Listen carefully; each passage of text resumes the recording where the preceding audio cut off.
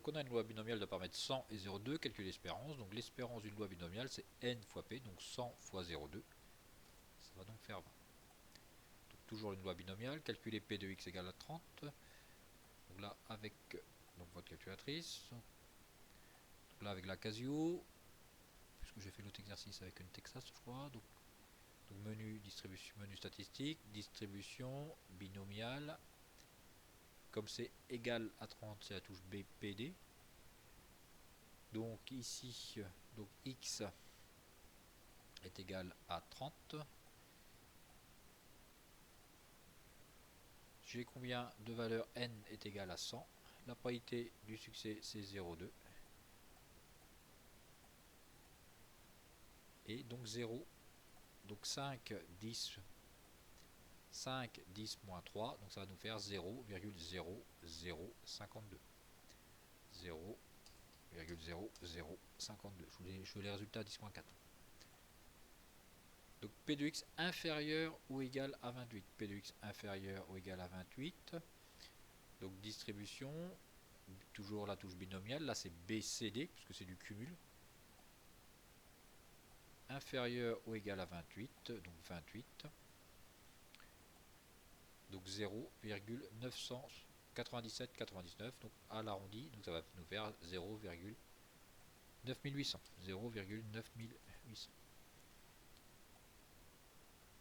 P de x supérieur ou égal à 10. Attention, votre calculatrice ne calcule que des inférieurs ou égales. Donc pour avoir le supérieur ou égal, ça va être 1 moins P de x strictement plus petit que 10. Donc ça va être 1 moins P de x inférieur ou égal à 10. Donc ça va donc être 1 moins, donc 1 moins P de x inférieur ou égal à 10.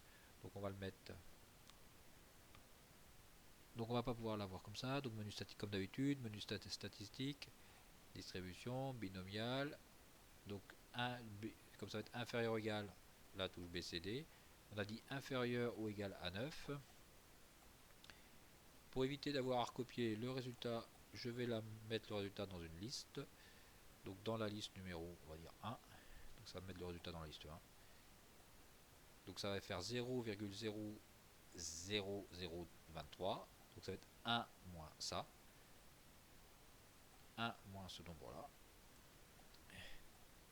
Donc 1 moins ce que j'ai mis dans la liste 1. Donc 0,9977. 0,9977. Attention, là j'ai mis un strictement plus grand que 10. Donc strictement plus grand que 10. Pareil, on va passer par l'événement complémentaire. Donc l'événement complémentaire, ça va être 1 moins P de x inférieur ou égal à 10. 1 moins P de x inférieur ou égal à 10. Donc je calcule inférieur ou égal à 10. Donc là ça a pu être 9, mais ça va être 10. Donc ça va être 0,0056. Donc 1 moins 0,056. Donc normalement j'ai dû le mettre dans la liste 1. Donc est-ce qu'on a... Donc là le résultat est là. Donc on passe par l'événement contraire. Donc 1 moins la liste 1. Donc 0,9943. 0,9943. Attention, là je passe à la loi normale. Donc loi normale, quelle est l'espérance? Donc la loi normale de paramètres 7 et 0,5. Quelle est l'espérance de y? Donc l'espérance de y c'est la moyenne. Donc ici ça va être 7. Calculer P de y supérieur ou égal à 8. Donc ça c'est pas très compliqué, je pense. Donc calculatrice, distribution, loi normale, donc norme, NCD. Donc là c'est supérieur à 8. Donc 8, on met un nombre très grand Après, il me met l'écart type. Donc l'écart type, c'est 0,5.